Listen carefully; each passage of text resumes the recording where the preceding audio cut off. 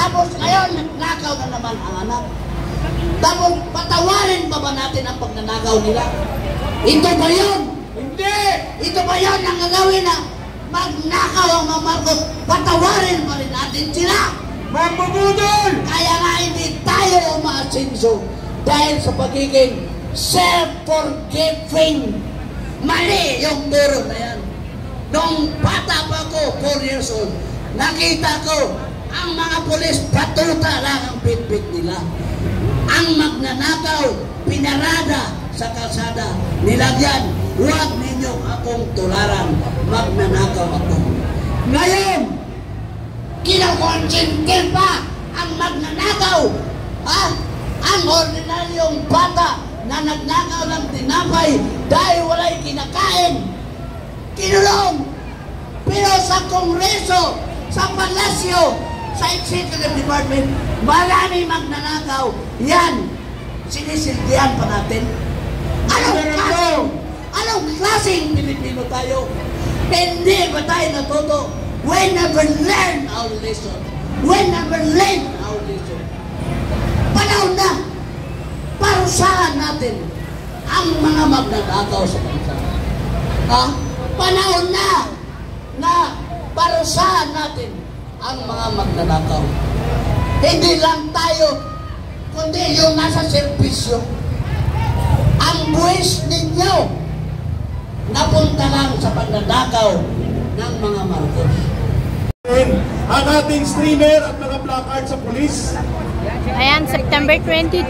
Salamat po sa sponsor natin sa Lugaw, si Manong Chabit. Balik po tayo sa harap. Hindi po ito birthday party o picnic. Ito po ay araw ng paniningil. Resign! Marcos Romualdez resign! Marcos Romualdez resign! Marcos Romualdez resign! Ang panawagan ngayon ng taong bayan, September 21, araw ng paglaban, araw ng pagtindig. Ang tao, ang bayan, ngayon ay lumalaban. Sabayan niyo si Kayarik. Ang tao, ang bayan, ngayon ay lumalaban. Ang tao, ang bayan, ngayon ay lumalaban. Ang tao, ang bayan, ngayon ay lumalaban. Ang tao, ang bayan, ngayon ay lumalaban. The people united will never be defeated. The people united will never be defeated. The people united will never be defeated. Pakinggan mo na natin muli ang boses ng isang retiradong general, si General Daos mula sa PC, INP at DILG. Naglingkod ng 40 taon halos sa ating bayan. Magandang umaga ulit sa inyo, mga kapwa ko Pilipino, mga kababayan. Taga-Bawang po ako, La Union, na ngayon ay trending na counterpart ng Bulacan sa flood control project ng GOS substandard. Pangalawa, ang Bawang po na pinuntahan ni Secretary Gates. Tumawag sa akin kanina ang asawa ko. Nag-text sa akin ang mga kamag-anak ko. Bakit nandiyan ka? Bakit mo kinakalaban si Marcos? Ilocano ka, sabi niya. Dahil ka, karijunan ko. Ilocano ko. Ilocano ka, BBM. Pero, hindi como Ilocano ka. At Ilocano ko ay hindi ako kikibo. Dahil, regardless of your religion o paniniwala, tayo ay iisa, Pilipino. Pilipino ang ninanakawan mo. Nagsalita si Manong Chabit kahapon. Ano sabi niya? The father of all corrupt, of all thieves. Si BBM, sabi niya. Hindi ba kayo nagtataka? Mismo si Manong Chabit ay nagsalita na rin. Hindi ba kayo kapatid niya na si Amy Marcos. Kinakalaban niya ang kapatid niya. Gusto!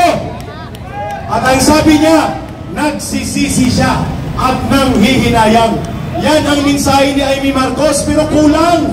Dapat sasabihin niya, nagsisisi ako, nanghihinayang ako, at ikaw ay pinapanawagan kong bumaba na, Bongbong Marcos.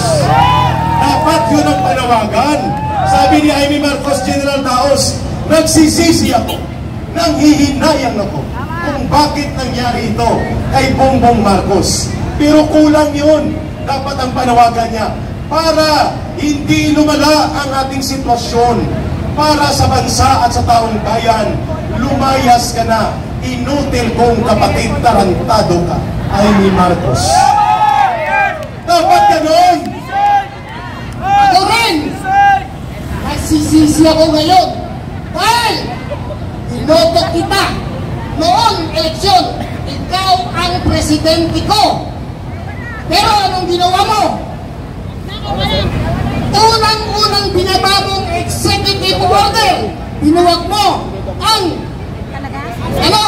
Presidential Anti-Corruption Commission. Ibig sabihin, gusto niya ng korupsyon. At gusto niya ng pangungumisyon. Yes! Sorry. Ibig sabihin nun, Sen. bakit? Okay, si Magalong, imbestigahan Bakit niya ang to? Ilocos Norte. Sabi ni Governor Chavit Singson, Ilocos Norte muna. Ilocos Norte muna. Ilocos Norte muna. Ayun ang sabi ni Governor Chavit Singson.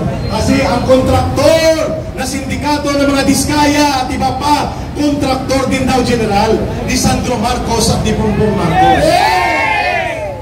Yan. Go ahead, General Dao, sir.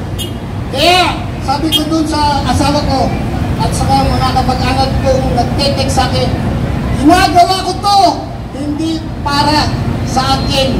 Ito ay para sa mga apo, sa mga kabataan, at para sa kinabukasan ng Pilipinas. Para sa ating mahal na bansang Pilipinas, tayo ay maninindigan. Tama ka, General. Kasama niyo ang mamamayang Pilipinas. Noong martial law, nung presidente ang tatay niya, nung sa unang taon ng kanyang pananilibihan sa kanyang pagka-presidente, ay maayos. Idol na idol ko, si Marcos Sr. Pero nung tumagal, sino ang sumira? Ang kanyang mga tauhan kagaya ng tatay ni Martin Romualdez na si Kokoy Romualdez at ang kanyang kapatid na si Madam Imelda Romualdez, na ngayon Romualdez din po ang sindikato sa gilid ni Marcos. Si Martin Sindikato Romualdez. Marcos resign. Marcos resign. Ayun. Nung umupo ka, Presidente, ikaw, BBM, iba ang expectation ko dahil Ilocano ka. Sincere, ang mga Ilocano, karamihan ay mga sincere sa kanyang gawain, sa kanyang pananalita. May isang salita. May isang salita. Pero ikaw, number one kang sinungaling. At mambubudol. Sinungaling. Mambubudol pa. Sino si Marcos? Sinungaling. Mambubudol pa. Sino si Marcos? Sinungaling. Mambubudol pa. Hindi niya naririnig kasi sa sobrang kapal ng pagmumuka ni Marcos at ni Romualdez, kapag giniwa mo ng blade, Lunes ang kanilang pagmumuka, Sabado pa magdurugo. Ganon kalalim ang kapal ng muka. Lunes ihiwain ng blade, Sabado pa magdurugo. After 3 years, saka mo lang alam, magtatanong ka sa sarili mo sana, bakit nagkaganito ang ating gobyerno? Tanongin mo sana ang sarili mo. Nagmaang-maangan pa ang kulukoy. Ano nga ang tawag sa kanya, General? Sino si Marcos? Sinungaling. Mambubutol. Ayan sigaw ng taong bayan, dumarami na. Lumalakas, lumalawak. Lumalaman. So, bigay si Eric. Lumalakas, lumalawak. Lumalaman. Lumalakas, lumalawak. Nagundang, lumalakas, lumalawak, lumalaban, lumalakas, lumalawak, lumalaban.